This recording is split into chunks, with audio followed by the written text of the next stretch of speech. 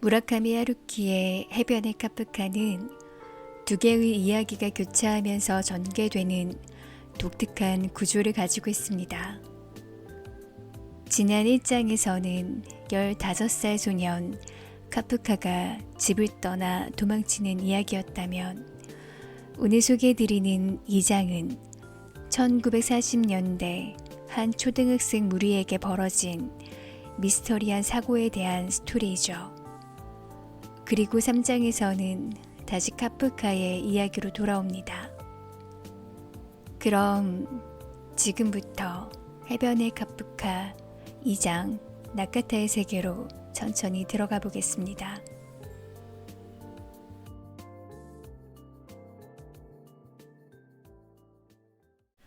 제2장 미 국방부의 극비 문서. 이 문서는 미국의 국방부가 극비 자료로 분류해서 보관해왔으나 정보공개법에 따라 1986년에 일반 공개가 허용된 것이다. 현재는 워싱턴 특별시 미국 국립공문서 보관소에서 열람할 수 있다. 이 문서에 기록된 일련의 조사는 육군 정보부 제임스 P. 워런 소령의 지시에 따라 1946년 3월부터 4월에 걸쳐 실시되었다. 로버트 오코넬 소위와 해럴드 가타야마 상사가 야마나시현 현장에서 직접 조사를 진행했다. 모든 면담에서 질문자는 로버트 오코넬 소위다. 일본어 통역은 가타야마 상사가 맡았고 서류 작성은 윌리엄 콘 1등병이 담당했다.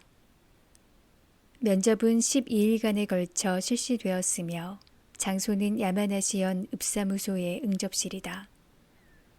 초등학교 여교사, 현지에서 개업 중인 의사 1명, 현지 경찰서 소속의 경찰관 2명, 그리고 6명의 초등학생이 오코넬 소위의 질문에 개별적으로 응했다.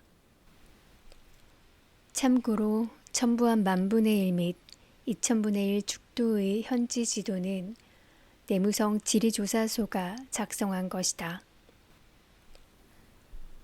이하는 사건 당시 시립초등학교 4학년 일반 담임교사였던 오카모치 세스코의 면접 인터뷰, 녹음 테이프 사용, 질문자 로버트 오코넬 소위의 소견. 오카모치 세스코는 미인형의 자그마한 여성이다. 지적이며 책임감도 강하고 질문에 대한 대답은 정확하고 성실하다. 다만 이번 사건으로 적지 않은 충격을 받아 그 여파가 지금까지도 남아있는 것으로 보인다. 기억을 더듬는 도중에 가끔 정신적 긴장이 심해지는 것이 느껴진다. 그에 따라 말투도 느려진다. 아마도 오전 10시가 조금 지났을 때라고 생각합니다. 아주 먼 하늘 위에서 은색으로 선명하게 반짝이는 것이 보였습니다. 그렇습니다. 틀림없이 금속이 반사하는 빛이었습니다. 그 반짝이는 빛은 꽤 오랫동안 동쪽에서 서쪽 하늘로 천천히 이동해 갔습니다. B-29일 것이라고 우리들은 생각했습니다. 그것은 바로 우리 머리 위에 있었습니다. 그렇기 때문에 똑바로 위를 올려다 보아야 했습니다. 구름 한 점 없는 파란 하늘이었고 빛이 너무 눈부셔서 다른 물체는 볼 수가 없었으나 가까스로 눈에 띈 것은 두랄루민 같은 은색의 섬광뿐이었습니다. 그렇지만 어쨌든 그것은 형태도 보이지 않을 정도로 높은 곳에 있었습니다. 이 말은 즉 저쪽에서도 우리 모습이 보이지 않았을 거라는 말입니다. 그러니까 공격당할 염려가 없었고 갑자기 하늘에서 폭탄이 떨어질 염려도 없었습니다. 이런 산골에 폭탄을 터뜨려 봐야 아무런 효과도 없기 때문입니다. 아마 그 비행기는 어딘가 대도시로 폭격하러 가는 도중이거나 아니면 폭격을 끝내고 돌아가는 길이거나 둘 중 하나라고 생각했습니다. 그렇기 때문에 우리들은 비행기의 모습을 보았어도 특별히 경계하지 않고 그대로 계속 걸었습니다. 오히려 그 빛의 미묘한 아름다움에 감동했을 정도였습니다. 군 기록에 따르면 그 시각에, 즉 1944년 11월 7일 오전 10시 전후에 그 지역 상공을 미국 폭격기나 그 밖의 항공기가 비행한 사실이 없습니다. 하지만 저와 그 자리에 있었던 16명의 아이들은 똑똑히 보았고 모두 그것을 B-29라고 생각했습니다. 우리는 그때까지 여러 번 B-29 편대를 본 적이 있는데다 그렇게 높게 날 수 있는 비행기는 B-29밖에 없습니다. 우리 현 안에 작은 항공기지가 있어서 이따금 일본 비행기를 본 적도 있지만 하나같이 작은 것이라서 그렇게 높은 상공까지 날아오르지 못합니다. 게다가 반짝이고 빛을 내는 두랄루민의 반사 섬광은 다른 금속과는 빛을 내는 모양이 전혀 다르고 두랄루민으로 된 비행기라면 B-29뿐입니다. 다만 대규모 편대가 아니라 한 대만 비행하는 것처럼 보여서 약간 이상하다고 생각했습니다. 당신은 이 고장 출신입니까? 아닙니다. 저는 히로시마현 태생입니다. 쇼와 16년에 결혼하고 그 뒤에 여기로 왔습니다. 남편 역시 이 현의 중학교에서 음악교사로 근무하고 있었지만 1943년에 소집되어 1945년 6월에 루손섬 전투에서 전사했습니다. 마닐라시 근교에 있는 화약굴을 경비하던 중에 미군의 포격을 받아 인화 폭발하여 사망했다고 들었습니다. 아이는 없습니다. 그때 당신이 인솔하던 학생 수는 전부 몇 명이었습니까? 남녀 합해 모두 16명으로 병이 나서 결석한 2명을 제외한 우리 반 아이 전원이었습니다. 남녀 8명씩으로 구성된 그 아이들 가운데 5명은 도쿄에서 피난 온 아이들이었습니다. 우리들은 야외 실습을 하기 위해 물통과 도시락을 들고 아침 9시에 학교를 출발했습니다. 야외 실습이라고는 해도 특별한 학습을 하는 것은 아닙니다. 산속으로 가서 버섯이나 산나물을 찾는 것이 주 목적입니다. 이곳은 농촌 지역이기 때문에 아직 그다지 식료품이 부족하지는 않았지만 결코 먹을 것이 충분한 때는 아니었습니다. 관청에서 강제로 내라고 한 공출이 만만치 않았기 때문에 몇몇 사람을 빼고는 모두 만성적으로 굶주리고 있었습니다. 그래서 아이들에게 음식이 될 만한 것은 뭐든 찾아오도록 장려하고 있었습니다. 비상시니까 공부는 둘째 문제였습니다. 그런 야외 실습이 당시 성행하고 있었습니다. 저희 학교 주변에는 야외 실습에 적합한 장소가 얼마든지 있었고 그런 의미에서 우리들은 운이 좋은 편이었습니다. 도시에 있는 사람들은 모두 굶주리고 있었으니까요. 당신은 이미 대만이나 대륙으로부터의 보급로가 완전히 끊겨서 도시 지역의 식량과 연료 부족이 심각한 상태였습니다. 선생님 반에 5명, 도쿄에서 피난 온 아이들이 있었다는데 이 고장 아이들과 그 아이들 사이는 원만했습니까? 저희 반 아이들은 대체로 별 탈 없이 지내고 있었다고 생각됩니다. 물론 이런 시골의 아이들과 도쿄의 한복판에 살던 아이들을 비교하면 환경이 전혀 다릅니다. 사용하는 말도 다르고 입고 있는 옷도 다릅니다. 이 고장 아이들은 대부분 가난한 농가의 아이들이고 도쿄에서 온 아이들은 대부분 회사원이나 공직자 집안의 아이들이었습니다. 따라서 아이들이 서로 이해했다고는 말할 수 없을 것입니다.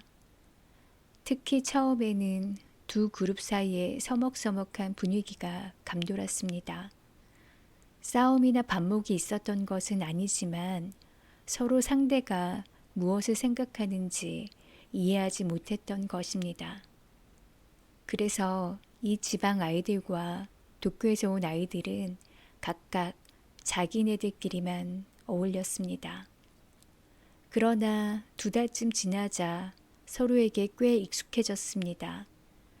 아이들끼리 일단 함께 놀기 시작하면 문화나 환경의 울타리 같은 것은 비교적 간단히 없어지니까요.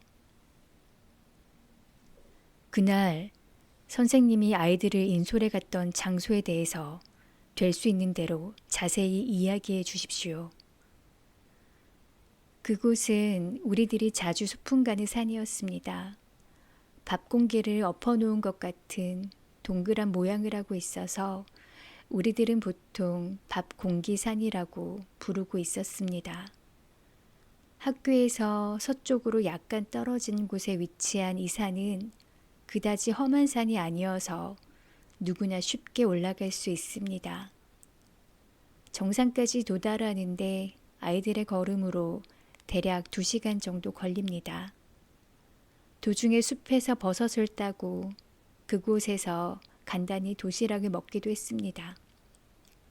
아이들은 교실에서 공부하는 것보다 야외 실습 나가는 것을 더 좋아합니다.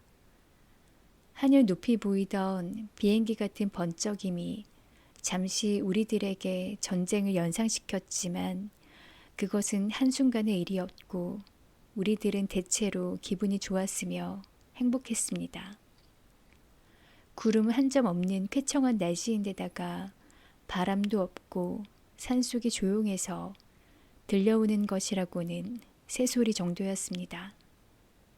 그런 산속을 걷고 있으려니까 전쟁 같은 것은 어딘가 먼 나라의 우리들과는 관계없는 사건처럼 생각되었습니다. 우리들은 모두 노래를 부르면서 산길을 걸었습니다. 이따금 새의 울음소리를 흉내내기도 했습니다. 전쟁이 아직도 계속되고 있다는 것을 빼놓고는 완벽하다고 해도 좋을 정도로 멋진 아침이었습니다. 비행기 같은 걸 목격하고 난 뒤 얼마 안 되어 모두가 숲속으로 들어간 거지요. 그렇습니다. 숲속에 들어간 것은 비행기를 보고 나서 5분이 채 지나지 않았을 때라고 생각합니다. 우리들은 도중에 등산로에서 벗어나 숲속 경사면에 난 오솔길로 접어들었습니다. 그곳은 꽤 험한 오르막길입니다. 10분쯤 올라갔는데 숲이 탁 트인 장소가 나타났습니다. 꽤 넓은 부분이 마치 테이블 상판처럼 깨끗하고 평평하게 다듬어져 있었습니다. 일단 숲속에 발을 들여놓으면 고요하고 햇빛이 차단되어 공기가 서늘해지지만 그곳만은 하늘이 훤히 트여 있고 작은 광장처럼 되어 있었습니다. 우리 반 아이들은 밥공기산에 올라가면 자주 그 장소를 찾습니다. 그곳에 있으면 왠지 마음이 편안해지고 친숙한 기분이 들기 때문입니다. 우리들은 광장에 다다르자 짐을 내려놓고 잠시 휴식을 취한 후 서너 명씩 짝을 이루어 버섯 찾기에 나섰습니다. 숲속 깊숙이 들어가지 않는 것이 우리들의 규칙이었습니다. 저는 반 아이들을 모아놓고 다시 한번 그 규칙을 강조했습니다.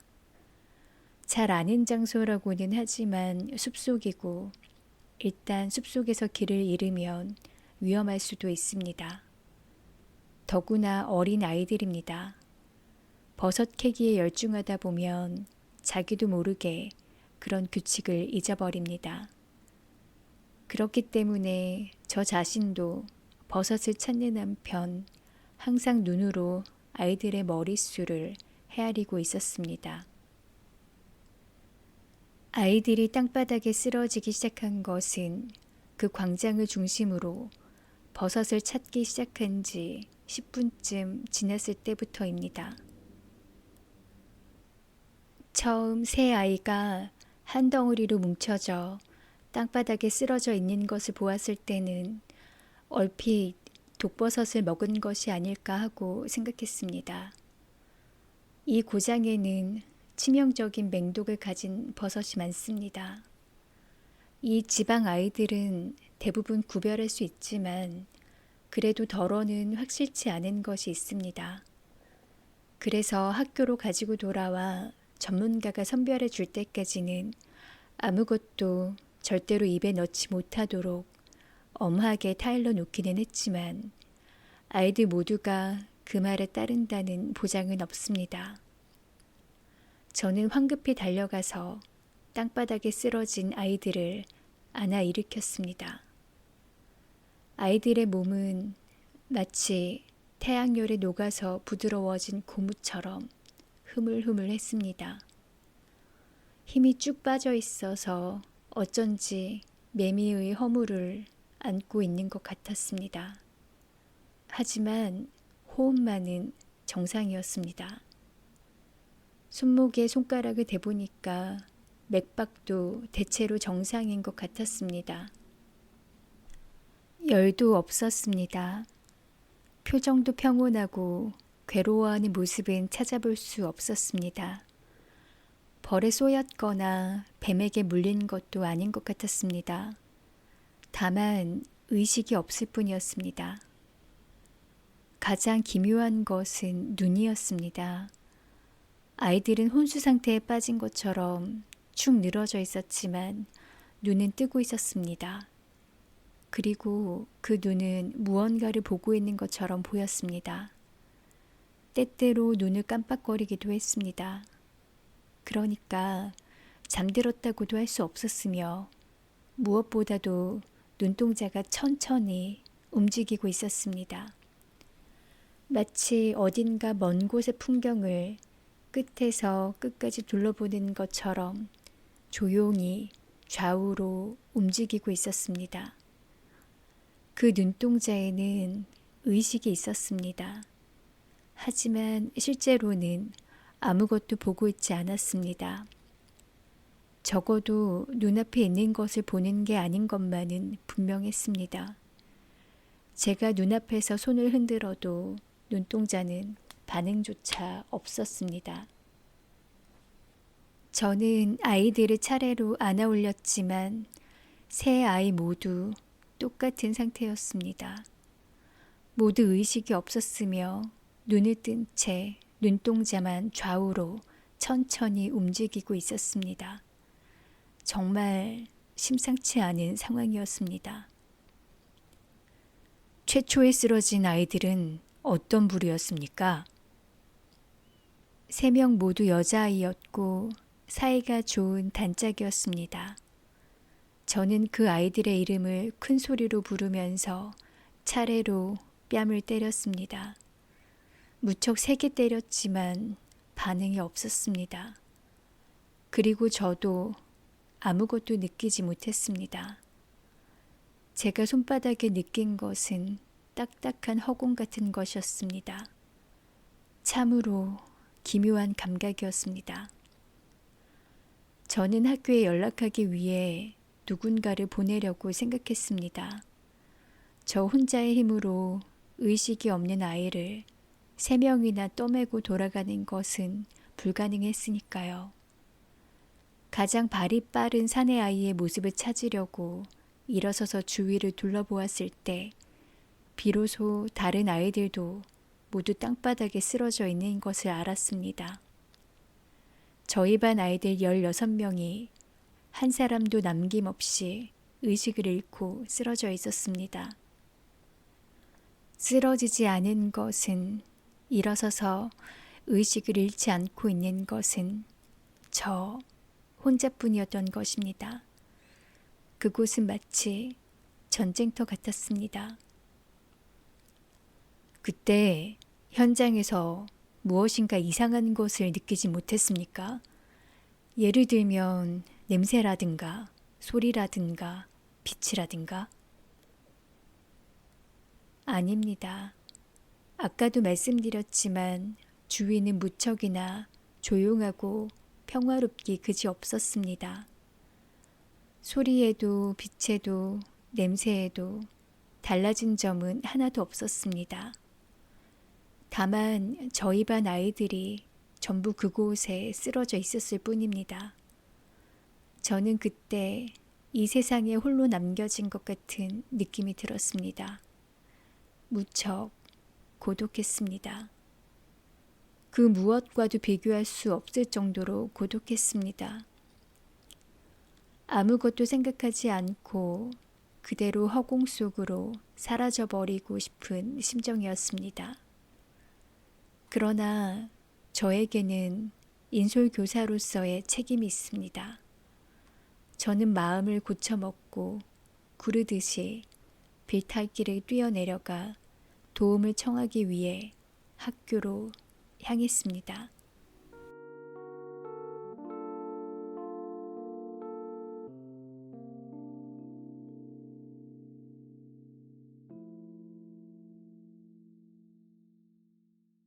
제3장 여행길에서 만난 여자. 아침에 눈을 떠보니 날이 밝아오고 있었다. 나는 차창의 커튼을 열고 바깥 풍경을 바라본다. 비는 완전히 그쳐 있었지만 그친 지 얼마 안 되었는지 창밖으로 보이는 것 전부가 검게 젖은 채 물방울을 떨어뜨리고 있다. 동쪽 하늘에는 윤곽이 뚜렷한 구름 몇 조각이 떠 있고 그 구름들 가장자리에는 은은한 빛이 어려 있었다. 광선의 색깔은 불길하게 보이기도 하고 동시에 호의적으로도 보인다. 보는 각도에 따라 그 인상은 시시각각 변한다. 버스는 고속도로를 일정한 속도로 계속 달리고 있다. 귀에 들려오는 타이어 소리는 높낮이가 없이 일정한 마찰음을 내고 달린다. 엔진의 회전수도 전혀 변하지 않는다. 그 단조로운 소리가 맷돌처럼 매끄럽게 시간을 깎고 사람들의 의식을 깎아간다. 주위의 승객들은 커튼을 꼭 닫고 좌석 안에서 몸을 웅크린 채 잠들어 있다. 잠을 자지 않고 있는 것은 나와 운전기사뿐인 것 같다. 우리는 아주 효율적으로, 아주 무감각하게 목적지로 운반되어 간다. 목이 말라 배낭 주머니에서 생수병을 꺼내 미지근한 물을 마신다. 그리고 그 주머니에서 소다 크래커 상자를 꺼내 몇 개 먹는다. 입안에 크래커의 바삭바삭하고 정겨운 맛이 퍼져나간다. 손목시계의 숫자는 4시 32분을 나타내고 있다. 나는 확실하게 해두기 위해 날짜와 요일을 확인한다. 그 숫자는 내가 집을 나온 지 대략 13시간이 경과했음을 알려준다. 시간은 지나치게 빨리 지나가지도 되돌아가지도 않는다. 나는 아직 생일날의 한가운데 있다. 나는 새로운 인생의 최초의 날을 보내고 있다. 눈을 감았다가 뜨고 다시 한번 시계의 시각과 날짜를 확인한다. 그러고 나서 독서등을 켜고 문고본을 읽기 시작한다. 5시가 지났을 때 버스는 기척도 없이 고속도로를 빠져나와 어느 휴게소의 넓은 주차장 한쪽 구석에 멈춰섰다. 앞쪽 공기 소리가 들리고 앞쪽 문이 열린다. 버스 안에 불이 켜지고 운전사가 짧은 안내 방송을 한다.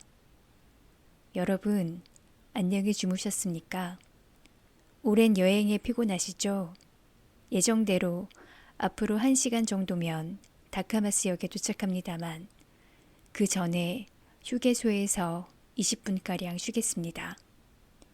출발 시간은 5시 30분입니다. 그때까지 버스에 돌아와 주시기 바랍니다.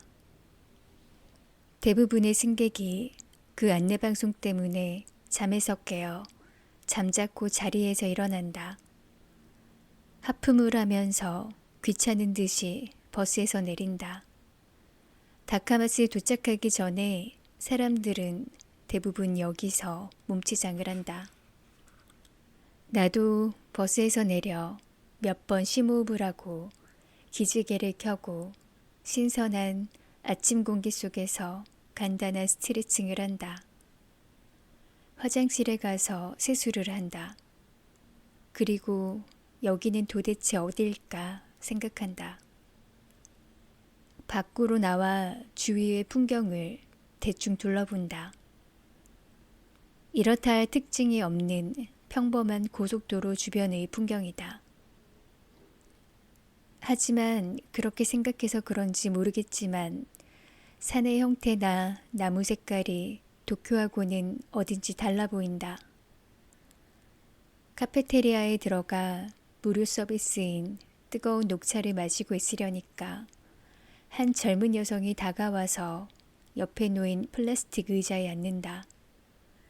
그녀는 자판기에서 갓 뽑은 커피를 오른손에 들고 있다. 거기에서 하얀 김이 피어오르고 있다. 왼손에는 역시 자판기에서 산 듯한 작은 샌드위치 봉지를 들고 있다.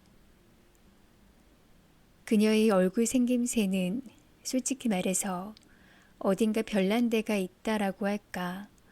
아무리 좋게 봐주려 해도 이목구비가 제대로 자리 잡힌 얼굴이라고는 보기 어렵다.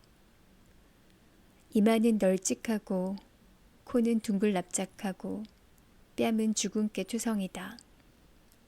귀도 비죽하니 솟아있다. 한마디로 말하자면 남의 눈에 잘 띄는 얼굴이라고 할까. 아무렇게나 주물럭 반죽해서 만든 얼굴이라고 해도 억울할 게 없을 것 같다. 그런데 이상하게도 전체적인 인상은 전혀 나쁘지 않다. 본인도 자기의 용모에 만족하지는 않을지 몰라도 나름대로 친숙하고 편해 보인다. 그렇게 보인다는 것은 아주 중요한 일일 것이다. 그녀의 어딘가 어린애 같은 인상이 상대방에게 호의를 느끼게 한다. 딴 사람은 모르지만 적어도 나는 그의 얼굴에서 호감을 느낄 수 있다. 나를 안심시킨다. 키는 그다지 크지 않지만 몸집은 날씬하고 가냘프며 그에 비해 가슴이 풍만하다. 다리도 예쁘다. 양쪽 귓불에 매달려 있는 얇은 금속 조각 귀고리가 두랄루민처럼 이따금 눈부시게 빛난다. 어깨까지 기른 머리카락을 갈색으로 물들이고 굵은 세로줄 무늬의 보트넥 긴 소매 셔츠를 입고 있다. 어깨에 작은 가죽 배낭을 메고 여름용 얇은 스웨터를 목에 두르고 있다. 크림색 면 미니스커트에 스타킹은 안 신었다.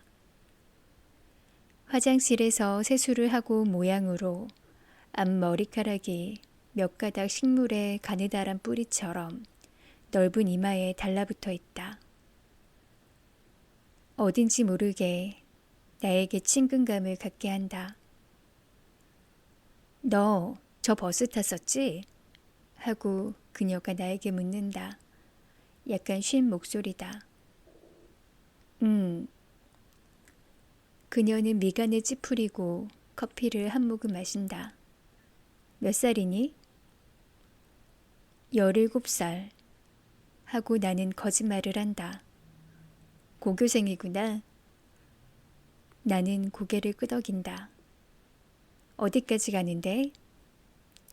다카마스. 그럼 나하고 갔네. 하고 그녀가 말한다. 지금 다카마스로 가는 길이야? 아니면 어디 갔다가 돌아가는 길이야? 가는 거야. 하고 나는 대답한다. 나도 그래. 거기 친구가 있거든. 친한 여자친구지. 너는? 친척이 있어. 그녀는 그래? 하는 듯이 고개를 끄덕이더니 더 이상 질문하지 않는다.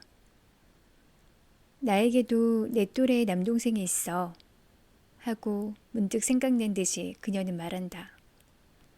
사정이 있어서 벌써 꽤 오랫동안 만나지 못했지만 그런데 너 그 애랑 굉장히 닮았어.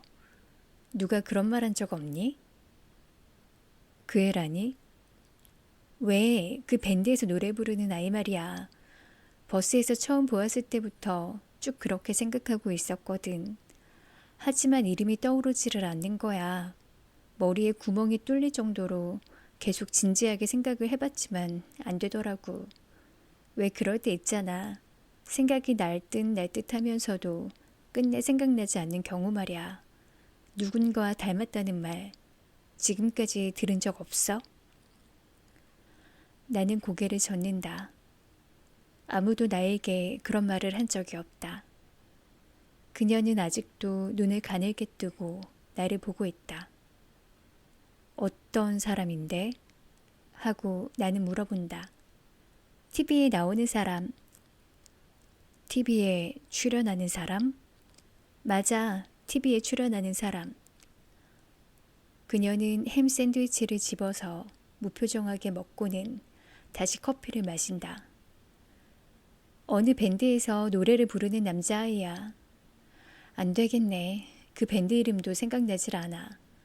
관서지방 사투리를 쓰는 키가 크고 빼빼 마른 남자아이인데 짐작 가는 것 없니? 잘 모르겠어. TV는 안 보니까. 그녀는 얼굴을 찡그린다. 그리고 나를 가만히 쳐다본다. 안 본다고? 전혀? 나는 잠자코 고개를 흔든다. 아니, 고개를 끄덕여야 하는 것 아닐까. 나는 끄덕인다. 넌 그다지 말을 많이 하지 않고 말을 해도 대개 몇 마디밖에 하지 않는구나. 늘 그러니? 나는 얼굴이 빨개진다. 내가 말을 하지 않는 것은 물론 본래 말수가 적은 이유도 있다. 그러나 목소리의 높이가 아직 완전히 자리 잡지 않은 것도 그 이유 중 하나다. 평소에는 되게 낮은 목소리로 이야기하지만 이따금 갑자기 목소리가 뒤집힌다. 그래서 될 수 있는 대로 길게 이야기하지 않도록 자제하고 있다. 어쨌든 좋아. 하고 그녀는 계속한다. 넌 그 밴드에서 노래하고 말할 때는 관서 사투리를 쓰는 남자아이와 느낌이 아주 비슷해. 물론 넌 관서 사투리는 쓰지 않지만 다만 뭐랄까 분위기가 아주 비슷하다는 얘기야. 꽤 인상이 좋은 아이거든. 그뿐이야. 그녀는 살짝 미소를 짓는다. 그 미소는 어디론가 사라졌다가 금방 다시 돌아온다. 내 얼굴은 아직도 빨개진 채로 있다. 헤어스타일을 바꾸면 좀 더 비슷해질 것 같은데 좀 더 길게 기르고 헤어젤을 써서 살짝 머리카락을 세우는 거야. 할 수만 있으면 지금 여기서 해주고 싶은데 틀림없이 잘 어울릴 거야. 사실 나는 미용사거든. 나는 고개를 끄덕인다. 그리고 차를 마신다. 카페테리아 안은 아주 조용하다. 음악도 흐르지 않는다. 이야기 소리도 들리지 않는다. 이야기하는 걸 싫어하니? 그녀는 한 손으로 턱을 괜 채 진지한 얼굴로 나에게 묻는다. 나는 고개를 젓는다. 아니, 그렇지는 않아. 귀찮다든가 뭐 그런 것 아니야? 나는 다시 한번 고개를 흔든다. 그녀는 샌드위치 한 개 집어든다. 딸기잼 샌드위치다. 그녀는 몹시 못마땅하다는 듯이 미간을 찌푸린다. 이거 먹을래? 이건 내가 세상에서 가장 싫어하는 것 중 하나거든. 어릴 때부터 쭉. 나는 그걸 받아든다. 나도 딸기잼 샌드위치는 별로 좋아하지 않지만 잠자코 먹는다. 그녀는 테이블 너머로 내가 샌드위치를 다 먹는 것을 확인한다. 한 가지 부탁할 게 있는데 하고 그녀가 말한다. 뭔데? 다카마스에 도착할 때까지 내 옆에 앉아도 될까? 혼자 있으면 아무래도 마음이 안 놓여서 그래. 이상한 사람이 옆자리에 앉을 것 같아서 제대로 잠을 잘 수가 없었어. 표를 살 때 한 사람씩 앉는 좌석이라고 들었는데 막상 타고 보니까 실제로는 2인용 좌석이더라고. 다카마스에 도착할 때까지 조금이라도 잠을 자고 싶어. 너는 이상한 사람으로는 보이지 않아서 그래. 어때? 괜찮겠어? 난 괜찮아. 하고 나는 말한다. 고마워. 하고 그녀는 말한다. 여행은 길동무라고 하잖아. 나는 고개를 끄덕인다. 아까부터 계속 끄덕이고만 있는 것 같다. 하지만 뭐라고 말해야 좋단 말인가. 그 뒤는 뭐였더라? 그 뒤? 맞다. 여행은 길동무라는 말 뒤에 무언가 계속되는 말이 있었는데 생각이 나지 않네. 나는 옛날부터 국어에는 약하거든. 세상은 인정. 하고 나는 말한다. 여행은 길동무, 세상은 인정. 하고 그녀는 확인하듯이 반복한다. 종이와 연필이 있으면 적어 놓을 텐데 하는 느낌으로. 그런데 그게 무슨 의미일까? 간단히 말해서. 나는 생각해 본다. 생각하는데 시간이 걸린다. 하지만 그녀는 꼼짝 않고 기다리고 있다. 우연한 만남이란 인간의 감정을 위해서 꽤 소중하다 라는 얘기일 거야. 간단히 말해서. 하고 나는 말한다. 그녀는 내 말을 듣고 잠시 생각하더니 이윽고 테이블 위에서 두 손을 천천히 마주 잡는다. 그건 분명히 그래. 우연한 만남이란 인간의 감정을 위해 꽤 소중하다는 말은 맞는 것 같아. 나는 손목시계에 눈길을 보낸다. 벌써 5시 30분이다. 이제 슬슬 돌아가는 게 좋겠어. 응, 그래, 가자. 하고 그녀는 말한다. 하지만 일어설 기미는 보이지 않는다. 그런데 여기는 도대체 어디지? 하고 내가 묻는다. 글쎄, 어딜까? 그녀는 목을 길게 빼고 주위를 빙 둘러보며 말한다. 그러자 한 쌍의 귀고리가 농익은 과일처럼 불안정하게 흔들린다. 나도 잘 모르겠어. 시간으로 보아서 아마 구라시키 근처인 것 같기는 한데 하지만 어디라도 상관없잖아. 고속도로의 휴게소는 어차피 통과하는 지점에 불과하니까 이쪽에서 이쪽으로 말이야. 그녀는 오른손 집게손가락과 왼손 집게손가락을 공중에 세운다. 그 사이에는 30cm 정도 거리가 있다. 장소의 이름 같은 건 아무래도 상관없어. 화장실과 식사, 형광등과 플라스틱 의자, 맛없는 커피, 딸기잼 샌드위치. 그런 것의 의미는 없다고. 중요한 건 우리가 어디에서 와서 어디로 가려고 하는가 아닐까? 안 그래? 나는 고개를 끄덕인다. 나는 고개를 끄덕인다. 나는 고개를 끄덕인다. 우리가 버스로 돌아왔을 때는 이미 다른 승객들은 전원 좌석에 앉아 있었고 버스는 한시라도 빨리 출발하려고 우리를 기다리고 있었다. 운전사는 눈매가 날카로운 젊은 남자다. 버스 운전사라기보다는 숨은 관리인처럼 보인다. 그는 시간에 늦은 나와 그녀에게 비난이 담긴 시선을 보낸다. 그러나 특별히 뭐라고 하지는 않는다. 그녀는 미안해요 라고 말하듯 천진한 미소를 그에게 던진다. 운전사가 손을 뻗어 레버를 밀자 다시 압축 공기 소리가 나면서 문이 닫힌다. 그녀는 소형 여행 가방을 끌어안고 내 옆 좌석으로 온다. 할인점에서 사온 것 같은 볼품없는 여행 가방이다. 크기에 비해 무겁다. 나는 그것을 들어 머리 위 선반에 올려놓는다. 그녀는 고맙다고 말한다. 그러고 나서 의자에 등받이를 뒤로 기울이고 금방 잠든다.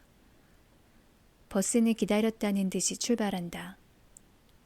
나는 주머니에서 책을 꺼내 읽다만 부분을 계속 읽기 시작한다.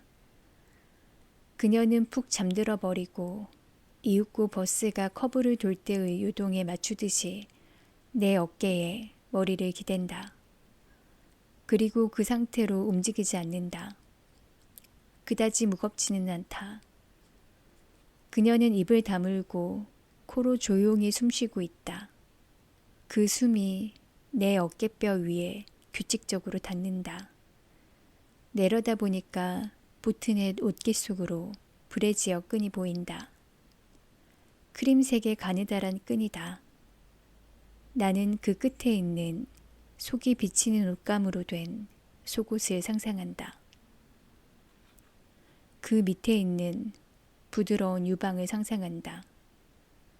내 손가락 끝에서 딱딱해지는 핑크빛 젖꼭지를 상상한다.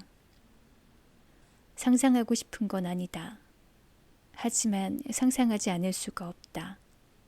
그 결과, 물론 나는 발기한다. 어째서 몸의 일부가 이렇게 단단해질 수 있을까 할 만큼 단단하게 발기한다. 그와 동시에 어쩌면 그녀가 내 누나가 아닐까 하는 의혹이 마음속에서 일어난다. 나이도 대충 같다. 그녀의 특징 있는 얼굴은 사진에 찍혀 있는 누나의 얼굴과는 상당히 다르다. 그러나 사진 따위는 믿을 수 없다. 어떻게 찍느냐에 따라서 실제하고는 전혀 다른 얼굴이 되는 경우도 있다. 그녀에게는 나와 비슷한 또래의 남동생이 있지만 오랫동안 만나지 않았다. 그 남동생이 나라고 해도 이상하지는 않을 것이다. 나는 그녀의 가슴을 본다. 호흡에 맞춰 둥글게 부풀어 오른 부분이 파도의 일렁임처럼 천천히 오르락내리락 한다. 그것은 조용히 비가 내리는 광대한 바다를 연상시킨다. 나는 갑판에 서 있는 외로운 항해자이고 그녀는 바다다. 하늘은 온통 잿빛이고 까마득히 먼 곳에서 잿빛인 바다와 하나가 되어 있다. 그런 경우 바다와 하늘을 구별하기는 무척 어렵다. 항해자와 바다를 구별하는 것도 어렵다. 현실에서의 본연의 존재 양식과 마음에서의 본연의 존재 양식을 구별하는 것도 어렵다. 그녀는 손가락에 반지를 2개 끼고 있다. 결혼 반지나 약혼 반지 같지는 않다. 젊은이를 상대로 하는 잡화점에서 팔고 있는 싸구려 반지다. 손가락은 가늘지만 곱고 길어서 강인함이 느껴진다. 손톱은 짧고 깨끗하게 손질되어 있다. 연한 핑크색 매니큐어를 칠한 두 손은 미니스커트에서 비어져 나온 무릎 위에 가볍게 얹혀 있다. 나는 문득 그 손가락을 만지고 싶은 생각이 든다. 잠들어 있는 그녀는 어린애처럼 보인다. 머리칼 사이로 뾰족한 귀 끝이 버섯처럼 튀어나와 있다. 그 귀는 이상하게 상처받기 쉬울 것 같은 인상을 준다. 나는 책을 덮고 창밖의 풍경을 한동안 바라본다.